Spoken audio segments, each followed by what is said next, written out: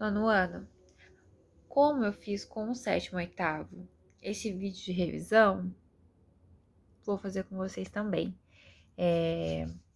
Das aulas que a gente teve, eu percebi que vocês tiveram dificuldade em matemática em relação ao processo de modernização da China, que foi a primeira aula, né, depois das eleições, e que foi uma aula bem difícil devido à dispersão de vocês com o conteúdo, com o cenário político, mas era algo que a gente precisava seguir no conteúdo, né, no cronograma.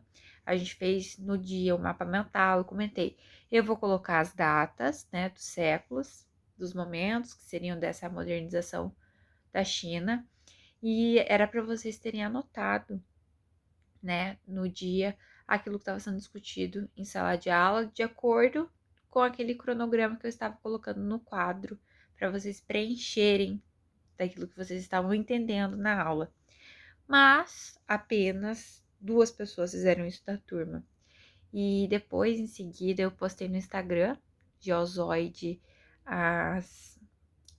o preenchimento, né, dessa modernização da China, para que vocês tivessem, já que vocês não tinham, mas isso só depois de vocês fazerem novamente aquela atividade a partir daquela, né, mapa mental. Vai chegando esse horário, 10 horas da noite, já começo a desligar meu cérebro. Mas de qualquer forma, linha do tempo. Essa era a palavra. Eu pedi para vocês fazerem a linha do tempo e só depois que vocês criaram, foram atrás dessa modernização, né, dos séculos para preencher as lacunas, que daí eu disponibilizei, porque tudo é uma via de mão dupla, né? Eu dou, vocês têm que retribuir de alguma forma. De qualquer forma, eu vou começar então a explicar essa situação do processo de modernização da China, já que vocês estavam com essa defasagem devido àquele dia na sala de aula, que foi um dia bem estressante, tanto para mim quanto para vocês. De qualquer forma, não é algo que a gente vai ficar martelando aqui. Então vamos lá. O processo de modernização da China, ele se dá por um contexto. É um contexto histórico. Histórico, político, social, econômico, tudo isso engloba o processo de modernização da China. A gente vai entender a China nesse contexto de modernização quando? Quando a China começa a ter o contato com o Ocidente. Porque daí começam aquelas questões das trocas comerciais, né? Ela começa a se fazer presente no espaço geográfico. E como a gente consegue ver isso? No século XIII, começam-se as navegações, né? A globalização, a gente estudou isso lá no primeiro trimestre, a globalização, ela começa, né? As engrenagens começam a se mexer na globalização a partir do momento que as navegações, as grandes navegações financiadas pelas coroas, se iniciam. E a China, ela foi impactada com isso também, com as grandes navegações. Então, a partir do momento, lá no século XIII, que essas grandes navegações começam a circular no espaço geográfico, nos oceanos, no caso, entre os continentes, existe aquela questão das trocas, né? Trocas comerciais. E como é que a gente percebe isso? A gente está falando da China, mas também temos a questão da Índia. A China e a Índia eram e são ainda, né, países que são muito visados pelo mundo ocidental. Mundo ocidental qual? Aquele que é virado para o Ocidente, que é essa parte, né, que nós estamos, o Ocidente, desse outro lado, porque o Oriente é para a Ásia, não esqueçam disso. E então vai ser Inglaterra, França, Portugal, Espanha, principalmente esses, mas com ênfase em relação à China, com a coroa da Inglaterra. Então, o que será que a China tinha, né, que estava atraindo a visão, né, o olhar da coroa inglesa? Ela tinha aquela flor de papoula, né? Então, ela foi uma dessas coisas que instigaram a coroa portuguesa a se instalar lá. Só que quando a colonização começa, vocês acham que começou com a Inglaterra? A Inglaterra, como a gente viu nas aulas, foi a que teve mais ênfase, né, em relação a China se estabelecer ao que ela é hoje. Foi o que mais se incentivou. Mas lá no século XVI, a primeira colônia que se instala na China, em Macau, é a coroa portuguesa. Vocês podem, né, fazer assim, umas ligações mentais na hora da prova, que a primeira colônia na China foi em Macau e foi por Portugal, pela coroa portuguesa.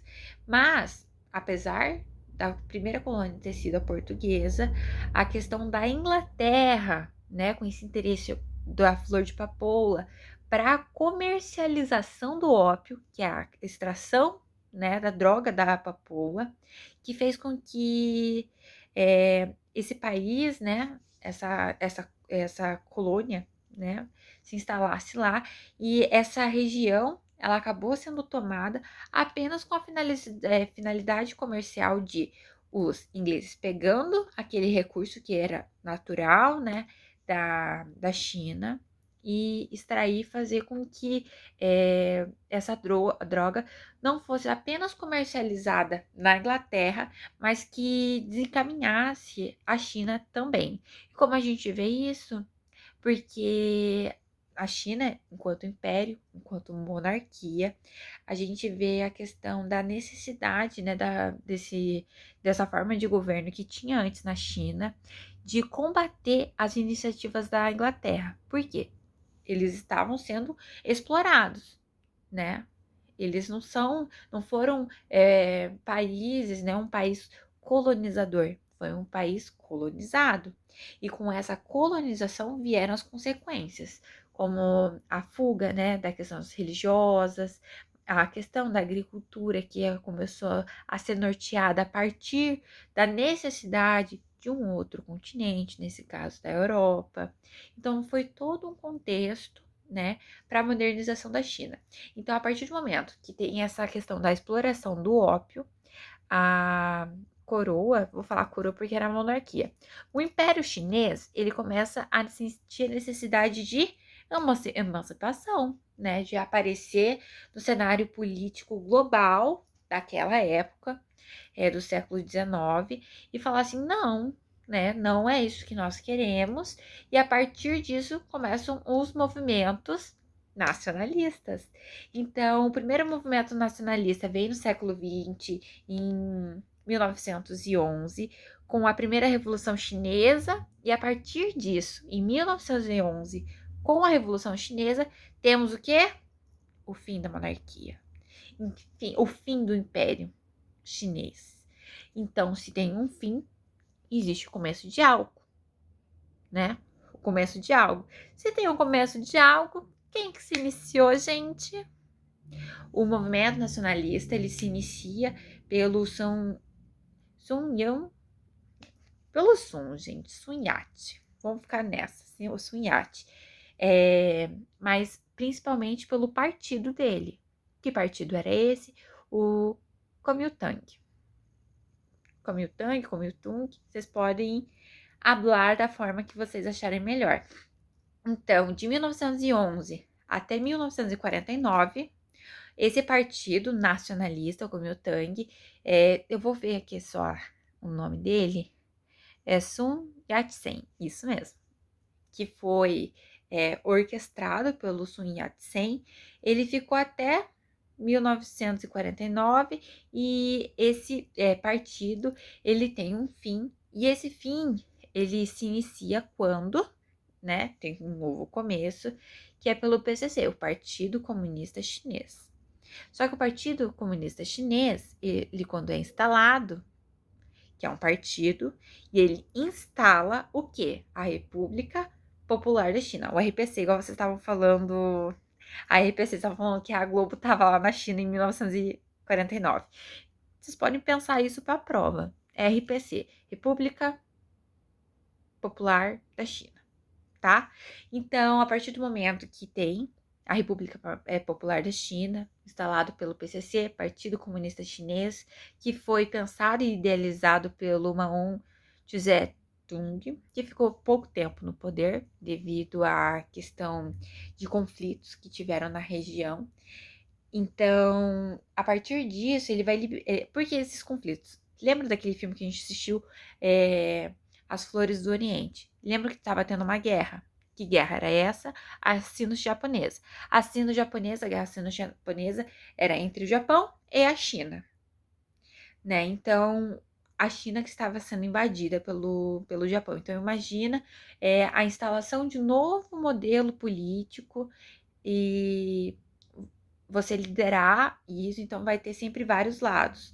O lado que era o nacionalista, daí depois migrando pelo Partido Comunista Chinês, da instalação de uma república logo após o Império. Então foi um cenário assim político bem conturbado, né?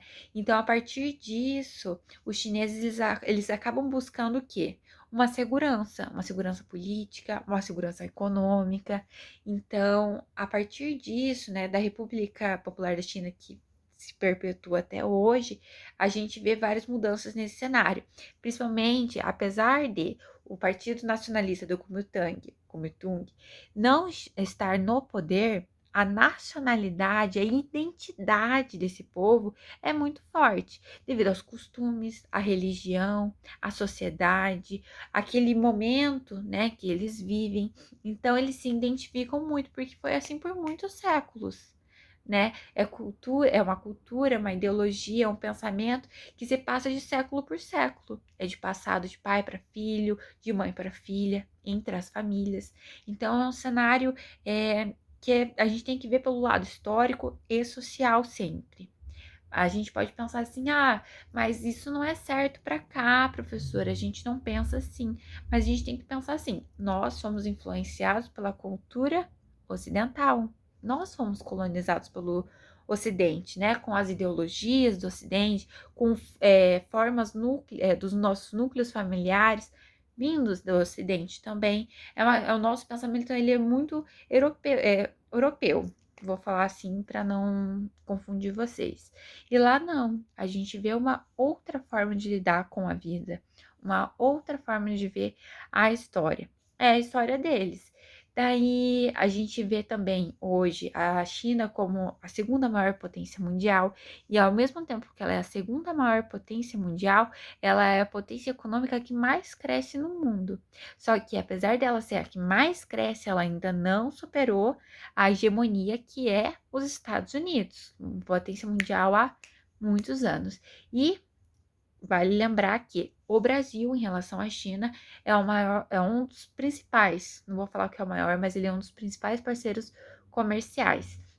Então, vejam, a questão da modernização da China, ela vai passar devido a isso, né? Aos contextos históricos e sociais e políticos. É toda uma historinha, toda uma engrenagem. Vocês podem pensar assim, uma engrenagem que ela só vai se movimentar se algo estiver se movimentando ali, tá bom?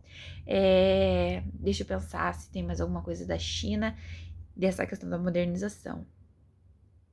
Acredito que não. Mas vejam depois lá no mapa mental que eu disponibilizei no meu Instagram profissional. E vocês podem também estar revisando esse conteúdo, o mesmo conteúdo que eu acabei de comentar, a partir da página. Deixa eu ver aqui no meu computador. 161. 181. Na página 181. Então vocês podem ver lá e vocês vão ver que nada do que eu falei é diferente do que está no livro, tá? É só interpretação resumida, que é o que a gente precisa para esse momento da revisão. Deixa eu ver aqui a prova agora. Não vou falar o que tem nela, porque eu já falei aqui na revisão. Retomem muito, gente, muito mesmo essa questão do mapa mental, que vai ter várias questões dela. China de novo, mundo ocidental. Acho que isso já ficou claro na cabecinha de vocês.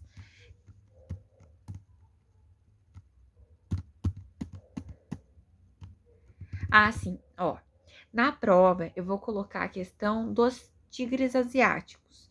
Mas pensem, retomem que os tigres asiáticos, nesse momento, é apenas da China, que foi o que a gente comentou. até agora, tá bom?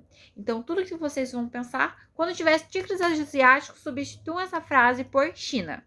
Apenas. A questão da competitividade, né? Da China agora no século XX. A questão da mão de obra, que é barata, tá bom? A questão também dos custos, né? Porque as coisas são baixas, né? Os preços são baixos para a gente comprar. Será? Não vou falar nada xenofóbico. O que vocês estavam falando em sala de aula? Não vou reprisar para dar um contexto. Mas a mão de obra, não é só por causa da mão de obra barata que as coisas são baratas.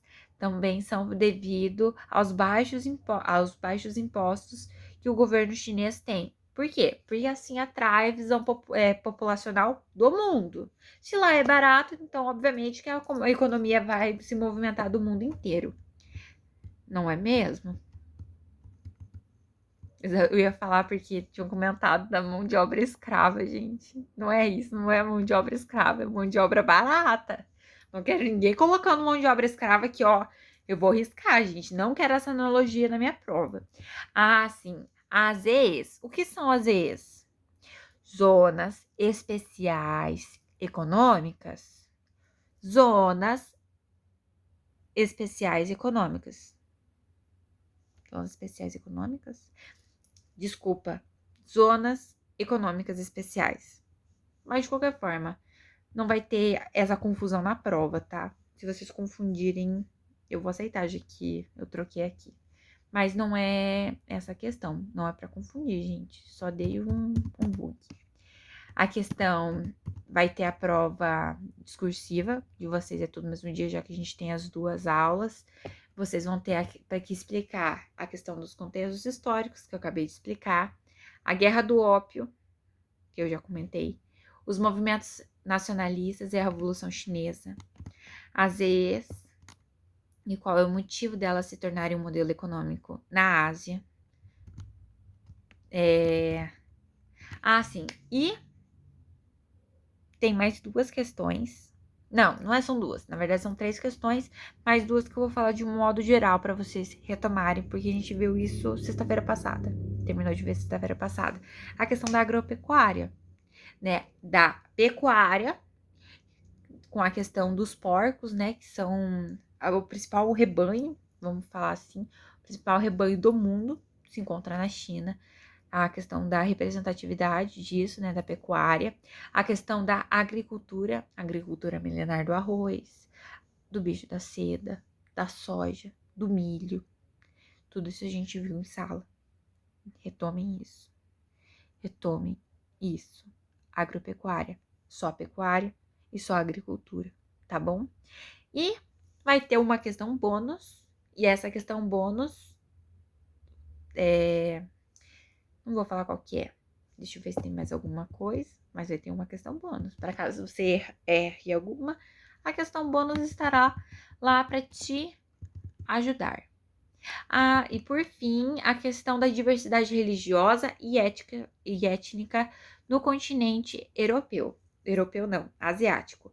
Não é na China, tá? A gente viu isso lá no começo do trimestre, quando a gente estava na transição do segundo para o terceiro. A diversidade cultural e religiosa da Ásia, tá? Da Ásia. Quais são os tipos? Vocês fizeram os desenhinhos para lembrar.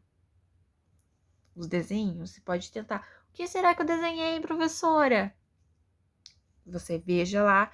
E qual religião que era? A gente falou da budista, a gente falou da cristã, a gente falou da hindu, a gente falou até do judaísmo, que também está lá. Mas vejam a questão da diversidade religiosa e cultural. A Ásia é um país? É um país? Não é um país, é um continente cheio de cultura, tá? Não é só a China. Temos a Índia, temos países do Mediterrâneo, temos Tailândia, Taiwan, Japão, temos vários. Temos a Coreia, temos vários países desse continente e cada país possui uma cultura, cada país possui uma diversidade religiosa. Mas não esqueçam que, apesar da diversidade religiosa, o principal é a aceitação, a tolerância e sem intolerância religiosa, obviamente. De qualquer forma, gente, estudem para a prova, revisem, principalmente a questão da modernização da China. Que daí, como eles são vários momentos por século, eu aproveitei muito isso para pôr na prova.